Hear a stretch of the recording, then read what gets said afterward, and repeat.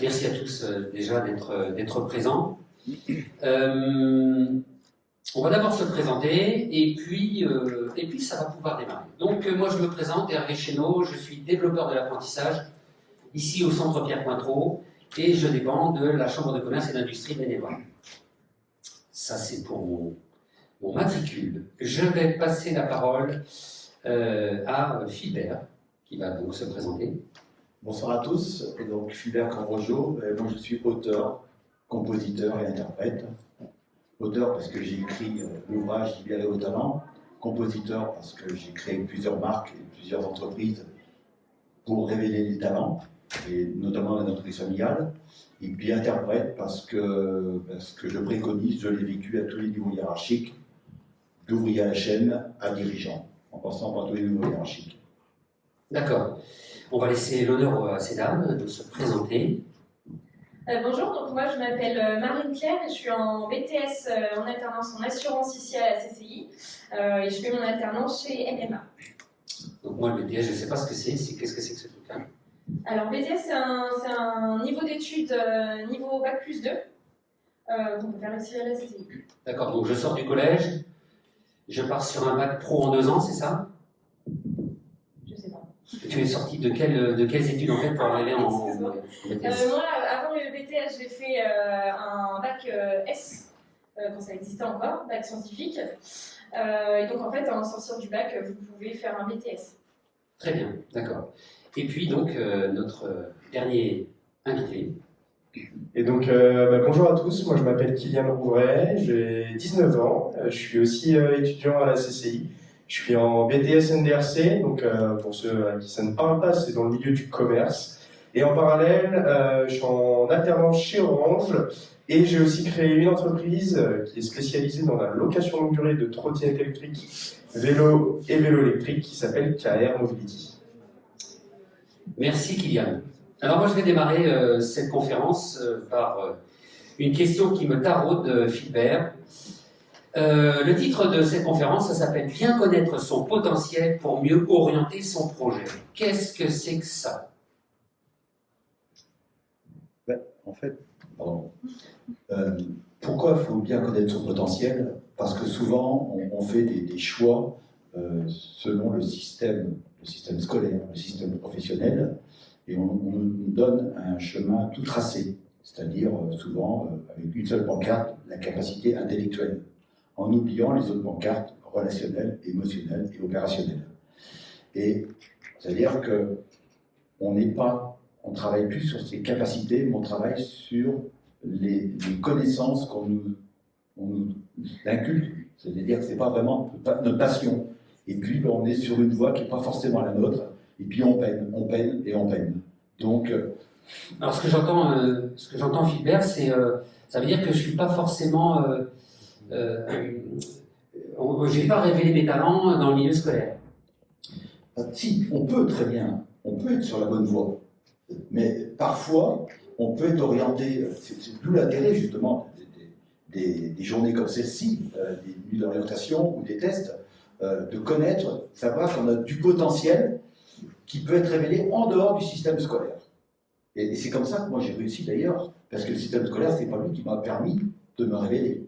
J'ai trouvé ma voie, malheureusement, à 50 ans, lorsque j'ai fait un bilan potentiel qui était en dehors de tout ce que j'avais appris. Mais bon, c'était comme ça. Ok, j'entends bien, mais comment je découvre que j'ai du potentiel? À quel moment je vais me poser la question? Eh bien, à ce moment-là, c'est le moment. C'est-à-dire que il existe tout un tas de tests aujourd'hui. Les tests, et j'en propose ici, hein, et allez-y, faites le test. Il y a ce qu'on appelle un test de potentiel, c'est de savoir est-ce que je suis quelqu'un qui est plutôt orienté vers l'analyse, est-ce que je suis plutôt orienté vers l'innovation, la créativité, comme Marie, ou est-ce que je suis quelqu'un qui est entrepreneur, comme Kylian, hein, ou est-ce que je suis quelqu'un qui va être plutôt orienté dans l'empathie, dans l'émotion, et déjà ça va orienter mon métier. Alors qu'aujourd'hui, on commence avec des connaissances, et on se rend compte plus tard que c'est en déphasage avec nos capacités, notre ADN en fait. Donc je peux me rendre compte tardivement en fait que j'ai des capacités, mais j'ai pas pu ou j'ai pas su aller les chercher avant en fait, tout jeune, sorti du collège, du lycée. Si je suis pas allé voir qui je suis et ce que je suis capable de faire, vous dites qu'on peut traîner une casserole très longtemps. Ben, j'ai une bonne nouvelle aujourd'hui, hein. C'est que justement oui, c'est jamais trop tard. La preuve, à 50 ans, moi je l'ai fait. Évidemment, c'est mieux si les jeunes peuvent se rendre compte tout de suite, si les parents peuvent aider tout de suite à orienter le choix de la formation, c'est mieux. Le seul problème aujourd'hui, c'est que les parents, comme on incite quand même les enfants à aller le plus loin possible à l'école, à tort parfois, parce qu'on s'éloigne de leurs capacités ou leurs aptitudes naturelles, parce que c'est bien d'avoir un bac plus 5 ou un bac plus 7 ou un bac... Alors qu'avec un bac plus 2 qui colle à ses aptitudes et à sa passion, et en plus à son rêve, on parlera d'alignement des étoiles tout à l'heure, ben là, on est indéboulonnable. Hein. C'est-à-dire que tous ceux que j'accompagnais, des centaines de personnes qui se sont reconverties, qui n'étaient pas sur la bonne voie, à chaque fois qu'on a aligné les étoiles, comme je dis, ils ne peuvent pas de chômage, c'est pas possible. Ils rebondissent, ils ont toujours. Kylian il me parlait tout à l'heure, il a déjà commencé son activité, il n'a même pas. On est dedans, on le vit. C'est même plus un travail. Oui, d'accord. Donc ça veut dire que moi j'ai aussi la curiosité de savoir un petit peu comment vous en êtes arrivés là, vous, Marine et Kylian. Donc comment depuis le collège, voilà, vous en êtes arrivés ici. Ben moi, je suis un petit peu en réorientation, on va dire, puisque moi j'ai fait un bac scientifique, donc pour me diriger plutôt vers tout ce qui était pharmacie ou tout ce qui était métier au niveau des infirmières. Finalement, je me suis dirigée vers une licence de droit. J'ai fait 3 ans de droit, malheureusement, j'ai pas eu mon diplôme.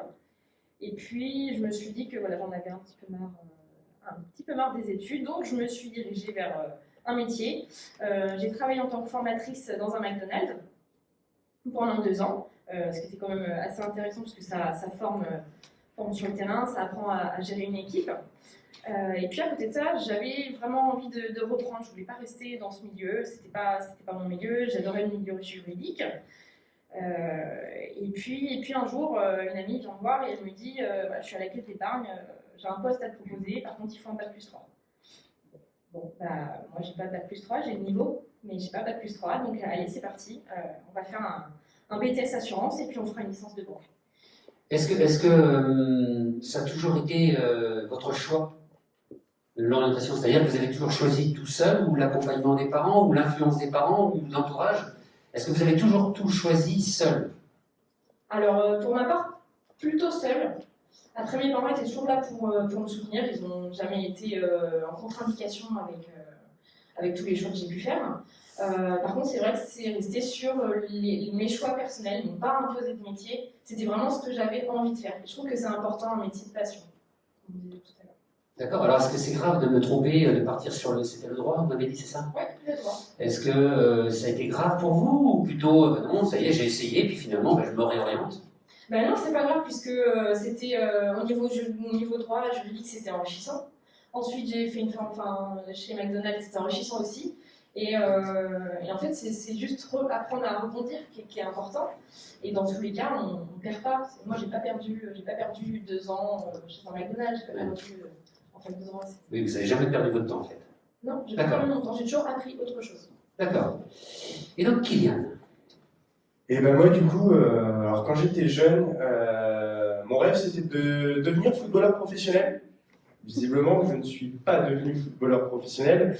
Je me suis quand même donné les moyens. J'ai été pendant mes années de collège et de lycée en sport-études. Je me suis rendu compte à la fin du lycée que finalement, je n'allais pas pouvoir gagner ma vie du football. Mais en tout cas, j'en ai tiré énormément de choses.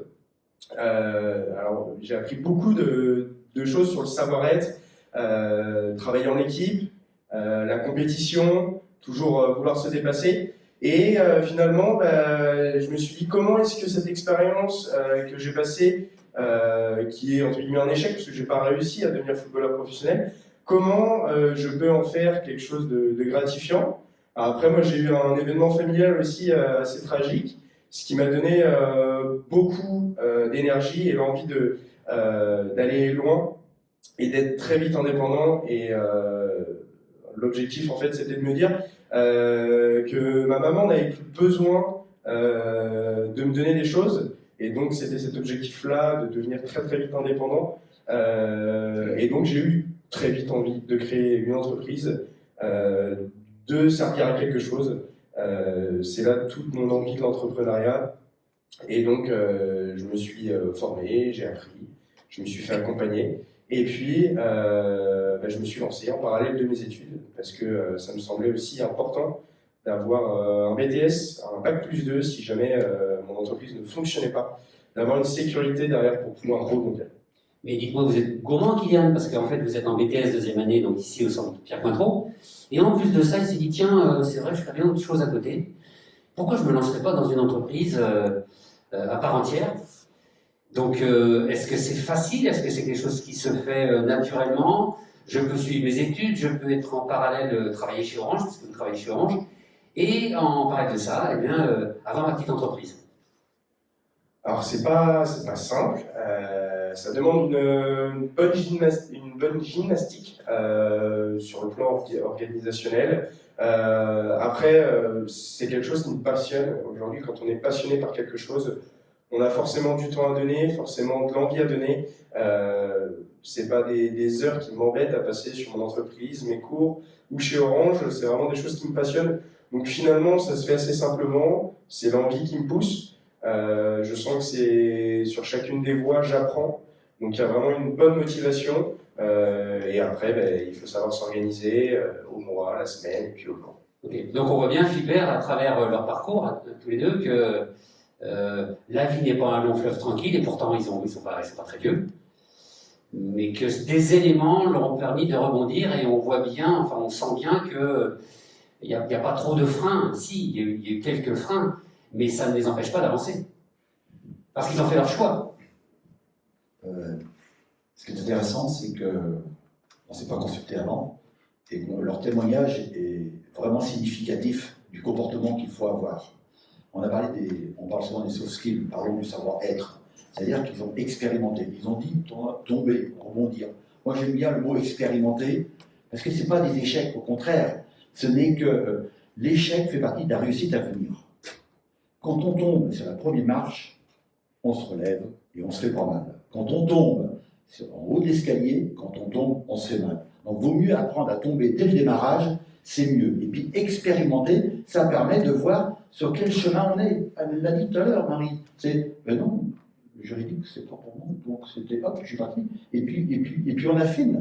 Et on affine petit à petit. Donc, c'est pas grave. Au contraire, c'est bien. Mais il ne faut pas le faire en s'éloignant de son potentiel et de sa passion. Parce qu'ils l'ont dit quand même. Et ils se sont recentrés quand même sur leur passion.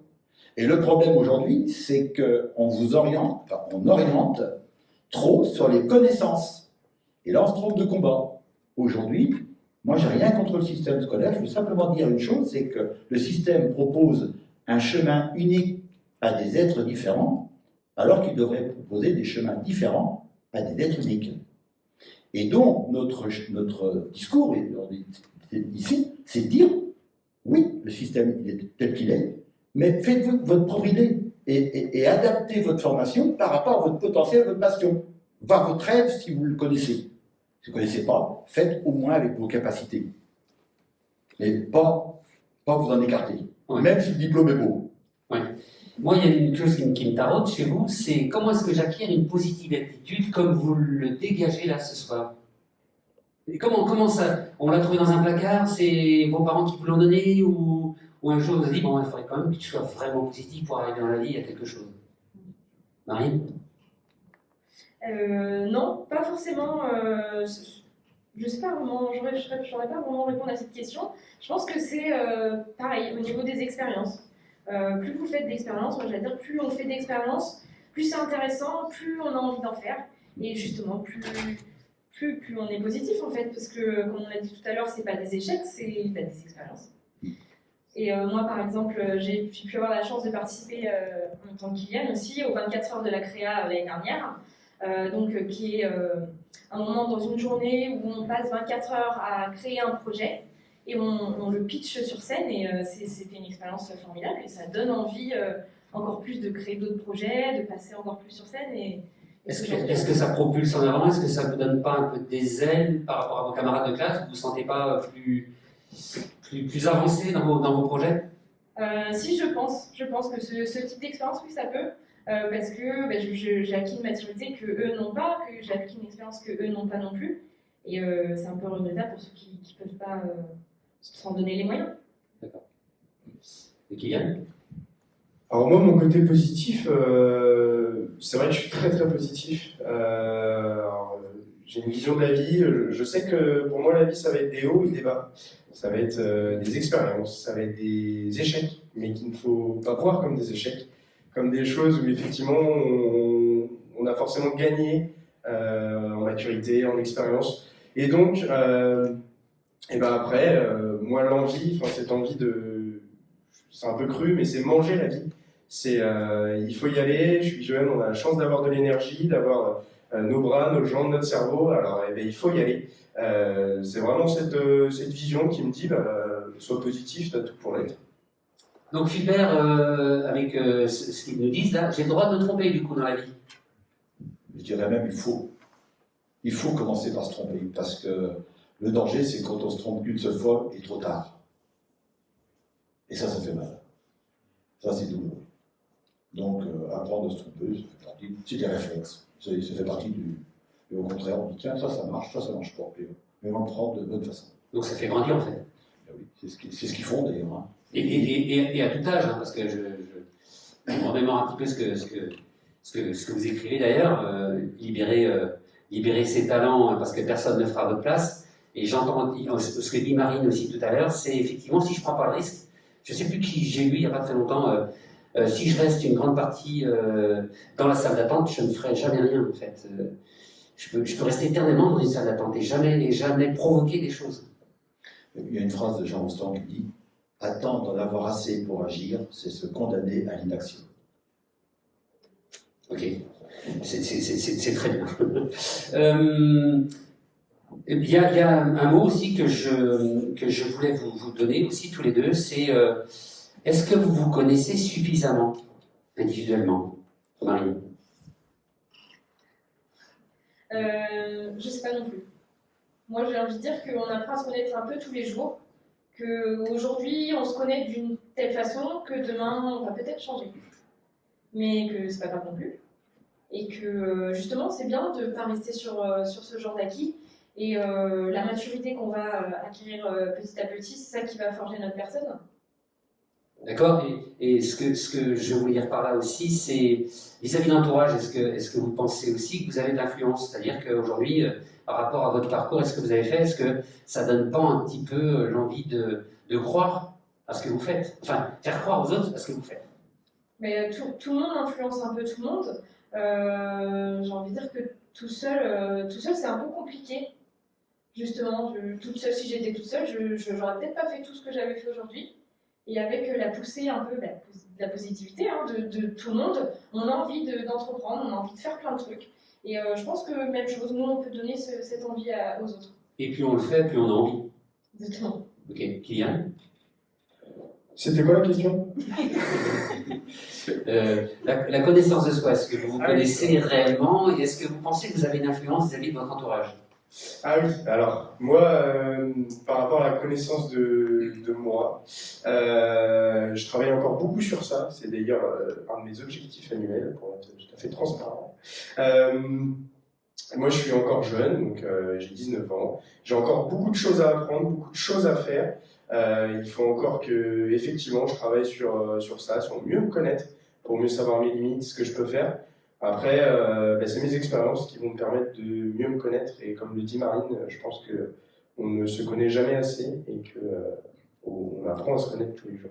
D'accord. Philbert, j'ai 15 ans, je sors du collège, et comment je sais que j'ai du talent? Comment je vais apprendre que j'ai peut-être des passions et du talent? Comment je fais? Je ne sais pas si j'ai du talent. Ça, c'est une question un peu difficile quand même. Hein.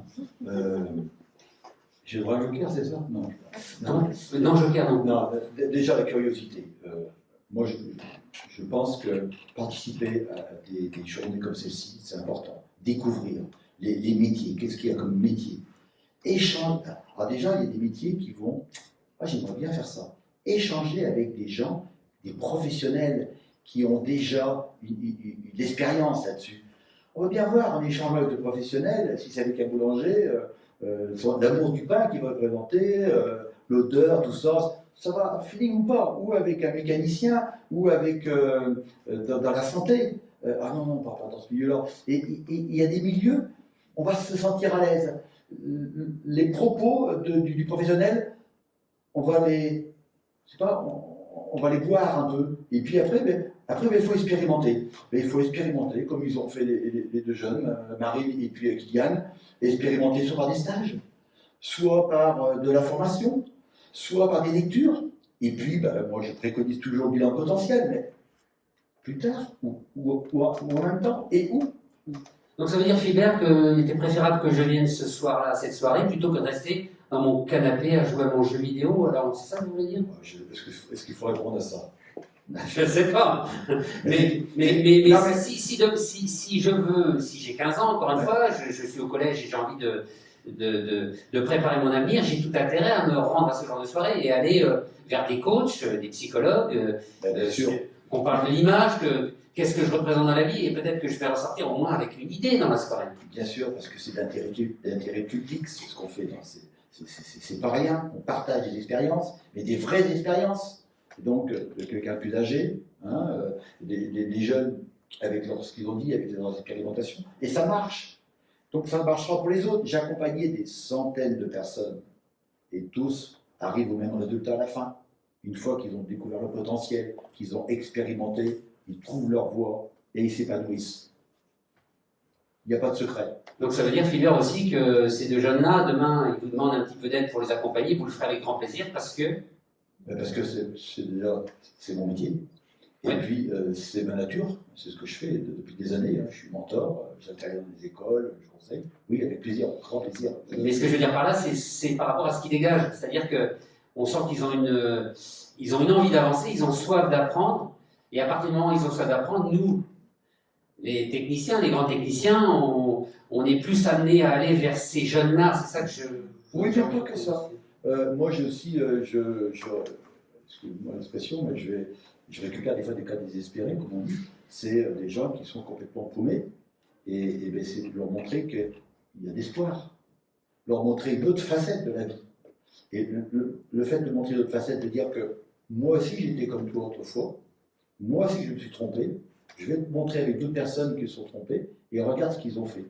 Pas forcément que mon témoignage, d'autres témoignages, pour montrer que c'est jamais facile, mais qu'une fois qu'il aura pris le bon chemin, le problème c'est qu'il n'est pas sur le bon chemin. Il faut juste le mettre sur le bon chemin. Après, la route, il va la tracer. C'est pas de problème. D'accord, donc justement, je reviens à ma question. Vous connaissez votre avenir? Vous savez ce que vous allez faire demain? Enfin, après-demain, enfin, après le BTS, Marie? Moi, pour ma part, oui. Je pense, enfin j'espère, m'être assez trompée. Et après le BTS, moi j'aimerais bien faire une licence banque assurance. Après ça, je voudrais faire un master gestion de patrimoine pour devenir gestionnaire de patrimoine. C'est clair, c'est tout tracé, hein, Philbert. On voit bien que là, il n'y a même pas. C'est pas un questionnement, c'est tracé. Oui, mais ce qui montre bien par rapport à la formation initiale, c'est qu'elle a eu le culot d'abandonner. Il faut oser renoncer. Oser renoncer, c'est pas rien. C'est de dire c'est pas fait pour moi, alors qu'on t'a mis sur cette voie-là. Ça, c'est courageux. Il faut une part de courage quand même. Hein. La chance sourit aux audacieux. Bien sûr. Kylian? Moi, de mon côté, effectivement, je suis un peu dans cette même philosophie. Je sais à peu près ce que j'aimerais faire après. Après le BTS, essayer de me lancer à temps plein sur mon projet d'entreprise pour donner plus de chances de réussite à celle-ci. Et puis, j'ai différents plans si jamais ça ne marche pas, comme reprendre les études, par exemple. Mais il n'est pas tout seul, Kylian, parce il nous fait un petit peu peur avec son entreprise à 19 ans. Je crois savoir qu'il a une bande de potes autour de lui qui sont prêts à lui donner des coups de main tous les jours. Ouais, ça c'est clair. Je suis bien entouré. Déjà, j'ai le statut d'étudiant entrepreneur. donc qui me permet notamment d'être avec d'autres personnes comme moi, d'avoir accès à des bureaux et puis d'avoir effectivement pas mal d'entourage pour m'aider et puis aussi nous booster quand on a aussi des coups de mou parce qu'on est aussi humain. Merci en tout cas à vous trois d'avoir participé à ce temps fort de cette conférence et vous redire encore qu'effectivement ce soir, dans cette nuit d'orientation, je pense que vous aurez au moins une réponse à vos questions, que ce soit les psychologues, pour les parents. J'aime beaucoup cette partie-là parce que les parents sont plus inquiets que leurs ados sur l'orientation, donc c'est très très bien. Allez-y messieurs, dames, je vous rassure, vous serez que mieux en sortant de ce temps de psychologie. Et puis les jeunes, pendant ce temps-là, ils vont faire pour moi c'est un peu open bar, c'est-à-dire que vous allez chercher de l'information, aller vers les métiers, vous avez un choix infini de métiers, les gens sont là et sont venus ce soir, bien sûr bénévolement, sortis de leurs entreprises, pour pouvoir vous accompagner, donc je pense que c'est vraiment un moment fort. Les coachs aussi sont là aussi pour vous aiguiller, vous apporter des solutions, les conseillers d'orientation, enfin tout le monde est là, et même des jeunes dans les couloirs aussi qui sont venus bénévolement après leur journée d'études vous renseigner. Donc merci beaucoup Philbert, merci beaucoup Kylian et Marine pour vos riches interventions. Merci beaucoup.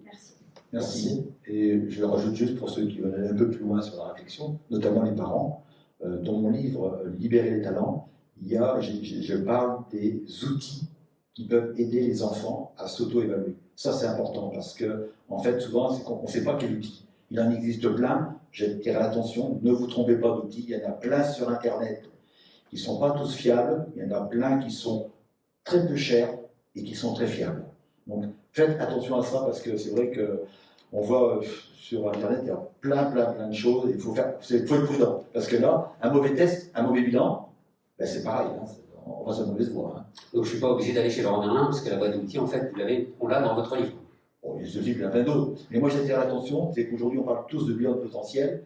Attention, il y en a des dizaines, des centaines. En réalité, on peut les compter sur les doigts de la main. Et sincèrement, qu'est-ce que c'est que 50 € dans un bilan potentiel quand on voit que ça garantit son avenir? C'est sûr. Hein? Oui, tout à fait. Ça vaut le coup. Hein. Merci beaucoup à vous tous, merci. Merci. Et merci à vous. Et merci aux jeunes du commandement.